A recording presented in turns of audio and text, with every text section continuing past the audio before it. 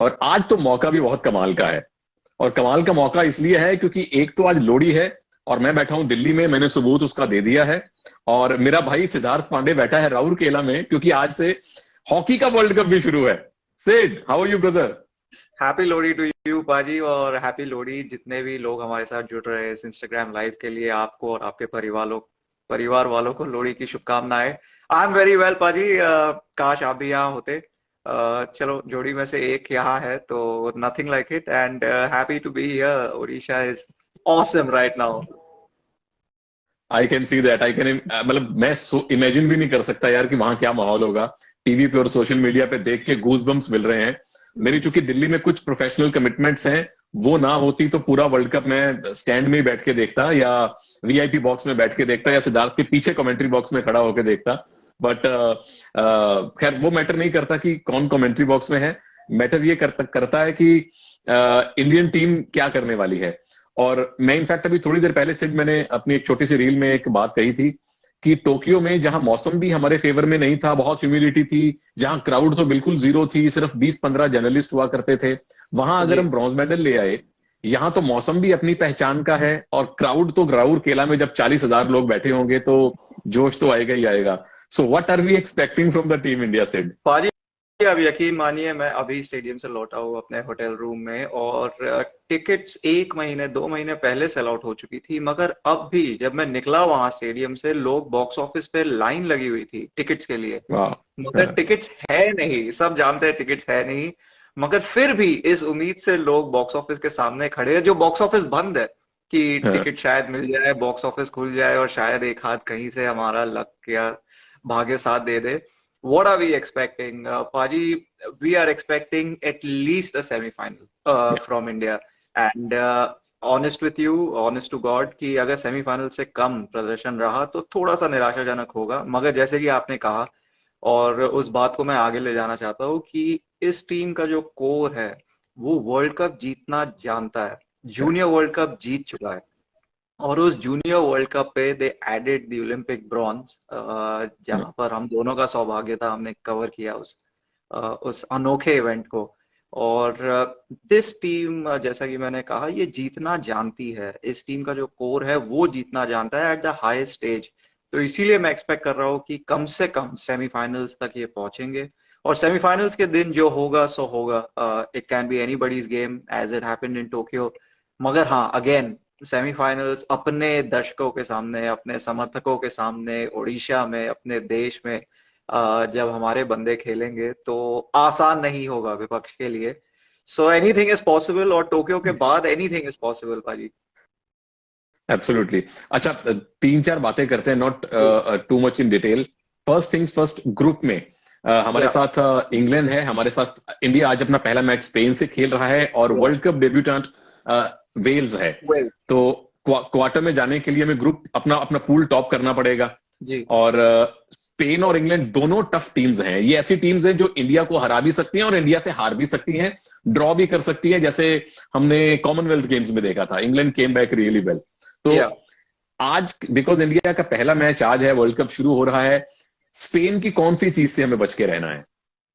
पाजी, Spain is the most inexperience team at the world cup. ये team 2 साल में, जब ओलंपिक्स आएगा 1.5 साल में, और उसके बाद जब 2026 का वर्ल्ड कप आएगा, they will be the team to watch out for. मगर फिलहाल मुझे लग रहा है कि ये पूरे तरीके से रेडी नहीं है, क्योंकि ओलंपिक्स के बाद इनके कई सारे दिग्गज खिलाड़ी जो है रिटायर हो चुके हैं। बहुत अच्छे युवा खिलाड़ियों ने उनकी जगह ली है, मगर वो इस स्तर के लिए, इस लेवल के लिए फिलहाल मेरे ख्याल से तैयार नहीं है। और उनकी जो एक खामी मैं देख रहा हूँ वो गोलकीपिंग है। तो अगर हरमनप्रीत सिंह चल गए, हमें जल्दी पेनल्टी कॉर्नर मिल गया, स्पेन पर हमने एक गोल कर दिया, उसके बाद शायद the pressure will be too much for these young Spaniards. ये मेरा अनुमान है। गेम में कुछ भी हो सकता है, हम जानते हैं opening day of the world cup, इतना बड़ा इवेंट है, सारे दिग्गज स्टैंड्स में बैठे होंगे। England will be the big match मेरे लिए। इस ग्रुप का जो बिग मैच होगा वो इंग्लैंड होगा। इंग्लैंड के साथ भी मैं ऑप्टिमिस्टिक हूँ, इसलिए क्योंकि इंग्लैंड के पास जो सबसे अच्छा ट्रैक रिकॉर्ड है उनका, वो है Nicholas Bandurak. He is not world class, और निकोलस बांडूराक को छोड़कर उनके पास कोई वर्ल्ड क्लास ट्रैक रिकॉर्ड नहीं है।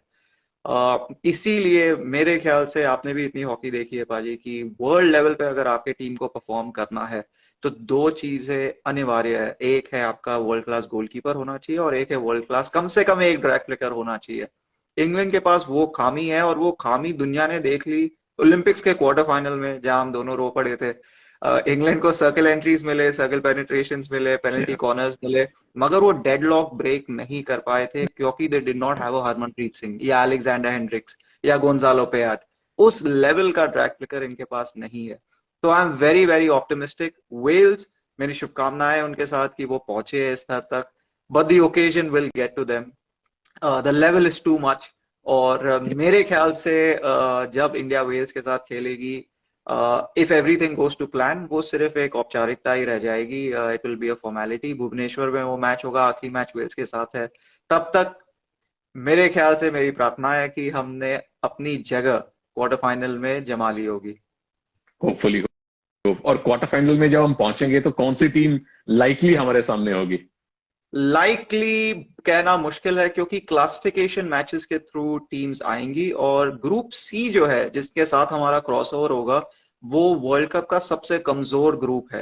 हम्म। तो न्यूजीलैंड हो सकता है, नेदरलैंड मेरा अनुमान है कि ग्रुप सी को टॉप करेगी। दूसरे और तीसरे स्थान पर न्यूजीलैंड और मलेशिया मेरे ख्याल से फिनिश करेंगे। और चौथी टीम, वहां भी एक टीम डेब्यू कर रही है, वो है चिली। तो I think Chile fourth finish करेगी। मैं नहीं देख पा रहा कि उस ग्रुप में वो किसे हरा सकती है या किसी टीम को हरा सकती है। तो मेरे ख्याल से न्यूजीलैंड या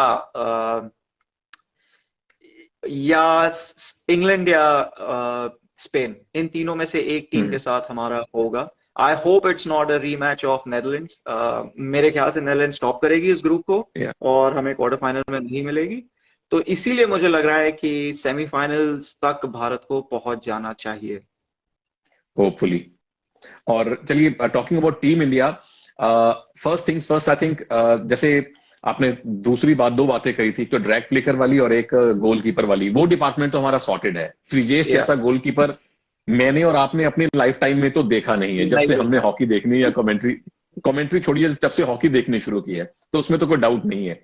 ड्रैग फ्लिक में Harmanpreet is truly a world class drag flicker, लेकिन बैकअप कहाँ है हमारे पास? बहुत बड़ी बात कही है आपने पाजी, और ये सवाल बहुत लोग पूछ रहे हैं। और अगर भारत पहला मैच हारती है तो ये सवाल की वॉल्यूम जो है वो काफी बढ़ जाएगी। ज्यादा जोर से लोग इस सवाल को पूछेंगे कि क्यों जुगराज स्टैंड बाय में है और टीम में नहीं है। मुझे यकीन है ग्रैम रीड ने इस बात के बारे में सोचा होगा, विचार किया होगा, ध्यान दिया होगा और उसके बाद इस नतीजे पर पहुंचे होंगे कि हम सिर्फ हरमनप्रीत के साथ जाएंगे। हमारे बैकअप ऑप्शंस है वरुण कुमार, नीलम संजीव, कैस और Amit Rohidas. Not world class as you know, as I know, but I am sure they worked on it. मुझे पूरा यकीन है कि इस बात के बारे में उन्होंने सोचा होगा। और महत्वपूर्ण बात यह है कि जब हरमनप्रीत को गेम में ब्रेक तो देना होगा आपको, और जब वो पिच पर नहीं है तो इस सिचुएशन को हम कैसे मैनेज करते हैं और विदाउट हरमनप्रीत सिंह जब पेनल्टी कॉर्नर मिलता है, ये देखना दिलचस्प भी होगा और मेरे लिए बहुत अहम होगा। हम्म। क्योंकि वो जमाने तो रवाने हो गए जब सुहेल अब्बास बेंच से उठ के आते थे, गोल करके वापस बेंच पे चले जाया करते थे। वो तो होने नहीं वाला है। और खैर, ये एक ऐसा डिपार्टमेंट है जो हमारी परीक्षा ले सकता है, या अगर हमने कोई वेरिएशन ट्राई किए हैं। और मिडफील्ड में आई थिंक जो खैर कमी तो नहीं थी, लेकिन टोक्यो में जिस खिलाड़ी को थोड़ा बहुत मिस किया गया, Akashdeep Singh, he has come back और ऑस्ट्रेलिया के खिलाफ बड़ा अच्छा खेल के वो आए हैं, तो दैट विल जी, strengthen the India's attacking power. मेरे लिए भारतीय टीम की सबसे जो जबरदस्त डिपार्टमेंट है अगर आप कह सकते हैं, वो मिडफील्ड है। हार्दिक की बात कर ले, मनप्रीत की बात कर ले, विवेक सागर की बात कर ले, आप आकाशदीप की बात कर ले, ये सारे खिलाड़ी जो भारत के लिए मिडफील्ड में खेलते हैं, नीलकंठा शर्मा का मैंने जिक्र किया, ये बेहतरीन प्लेयर्स है और ये वर्ल्ड के बेस्ट टीम में मिडफील्डर्स बन सकते हैं। तो आपने गोलकीपिंग और ट्रैक फ्लिकिंग के बारे में कहा कि ये डिपार्टमेंट सॉर्टेड है। मैं कहूंगा सबसे सॉर्टेड डिपार्टमेंट अगर भारतीय टीम का कोई है तो वो मिडफील्ड डिपार्टमेंट है। हमारे पास एम्बैरेसमेंट ऑफ रिचेस जो कहते हैं, एक से बढ़कर एक मिडफील्डर्स है। तो जी हाँ, पावर करेंगे इस टीम को हमारी midfield. Perfect. And what about the forward line? क्या वहां पे मिक्सचर दिखाई दे रहा है एक्सपीरियंस और यूथ का? और क्या वो चीज इंडिया के फेवर में जाएगी सिड? बेहतरीन मिश्रण है पाजी, कोई शक नहीं इस बात का। और मेरे लिए पिछले साल जो एक ब्रेकआउट या ब्रेक थ्रू प्लेयर रहे हैं भारतीय हॉकी के लिए, वो था अभिषेक। और मैं सच में I am looking forward to seeing कि अभिषेक कैसे परफॉर्म करते हैं वर्ल्ड लेवल पर, वर्ल्ड स्टेज पर। उनका कॉम्बिनेशन ललित के साथ, मनदीप के साथ कैसे होता है। और मिडफील्ड से जब सप्लाई लाइंस खुलेंगे तो अभिषेक हो या ललित हो या मनदीप हो, अटैकिंग थर्ड में, ऑफेंसिव थर्ड में कैसे खेलते हैं, ये देखना जबरदस्त होगा। मगर अभिषेक मेरे लिए player to watch out for Abhishek रहेंगे। योर गुड फ्रेंड ललित, जिनके बारे में 2 महीने पहले लग रहा था कि शायद ना खेले, वो इंजर्ड है, तो ही हैज कम बैक, इंजरी ठीक हो गई है। और जी। बहुत बड़ा occasion, I think third world cup है ललित उपाध्याय के यस लिए ये। यस यस, ये तीसरा वर्ल्ड कप है ललित के लिए। मैंने उससे भी बात की, टीम के फिजियो से भी बात की, साइंटिफिक एडवाइजर से भी बात की। तो मैं आपको एक अथॉरिटी के रूप में कह सकता हूँ कि वो फुल्ली फिट है, कोई प्रॉब्लम नहीं है। और फिटनेस टेस्ट को उन्होंने बहुत ही आसानी से पार किया, पास किया। He is raring to go. तीसरा वर्ल्ड कप है, उसे भी पता है कि वो चौथा नहीं खेलने वाला है, तो he is going all in, full power. Hmm. और जैसे टोक्यो में हम बात करते थे कि सबसे बड़ी इंडिया के लिए चुनौती होगी वहां की कंडीशंस और रिकवरी, क्योंकि ह्यूमिडिटी बहुत थी। और उसमें खैर वेल डन टू हमारा जो सपोर्ट स्टाफ था, टीम को फिट रखा और हमें मेडल लेके आए। यहाँ पे सबसे बड़ी चुनौती क्या होगी अपने भुवनेश्वर और राउरकेला में? मैनेजिंग एक्सपेक्टेशंस, वो सबसे बड़ी चुनौती होगी मेरे लिए। टीम में कोई कमी नहीं है, टीम फिट है, फायरिंग है, जीतना जानती है। मगर आप भी जानते हैं, मैं भी जानता हूँ, जब भारतीय टीम इतना अच्छा नहीं भी खेला करती थी तब भी उम्मीदें यही थी कि ओलंपिक्स जा रहे हो तो गोल्ड मेडल ही लेकर आना है। और इस बार तो आप दुनिया के सर्वश्रेष्ठ हॉकी स्टेडियम्स में से एक आज ओपनिंग है जिसकी, बिरसा मुंडा हॉकी स्टेडियम, वहां खेलने वाले हो। फिर कलिंगा स्टेडियम तो है ही है। आप कैसे इन एक्सपेक्टेशंस को मैनेज करते हैं, ये मेरे लिए महत्वपूर्ण होगा। खास करके जो युवा खिलाड़ी जुड़े हैं टीम के साथ, सुखजीत, अभिषेक, Yeah. इन खिलाड़ियों के लिए ये कैसे, जर्मनप्रीत का पहला वर्ल्ड कप है, ये कैसे मैनेज करते हैं एक्सपेक्टेशंस को, प्रेशर को, ये मेरे लिए सबसे अहम चीज होगी। अच्छा, कहीं बिकॉज थोड़ा सा आगे भी हमें सोचना पड़ता है, कहीं वो चीज माइंड में है कि सेमीफाइनल में अगर ऑस्ट्रेलिया मिल गया तो क्या करेंगे? सेमीफाइनल्स में या कहीं और ऑस्ट्रेलिया मिले पाजी, तो हमें तो खेलना होगा, वो तो कोई शक नहीं इस बात में। मगर मेरे ख्याल से ऑस्ट्रेलिया का जो टूर था, वहां से हमने बहुत कुछ सीखा होगा, वहां से हमने बहुत कुछ देखा होगा उनके बारे में। और वो it could be the key to India winning the world cup, क्योंकि प्रो लीग मैचेस समाप्त हो चुके थे और हमें जरूरत थी क्वालिटी इंटरनेशनल मैचेस की, जो हमें उस ऑस्ट्रेलिया टूर पर मिली है। ऑस्ट्रेलिया टूर में एक मैच तो हम जीते हैं, बाकी मैच हम नहीं जीत पाए। मगर मैंने देखा है कि हमने काफी चांसेस क्रिएट किए थे हर मुकाबले में। हमने उस मुकाबले में 25 गोल कंसीड किए इन टोटल, मगर 17 गोल्स मारे ऑस्ट्रेलिया पे। वो एक बहुत बड़ी बात है।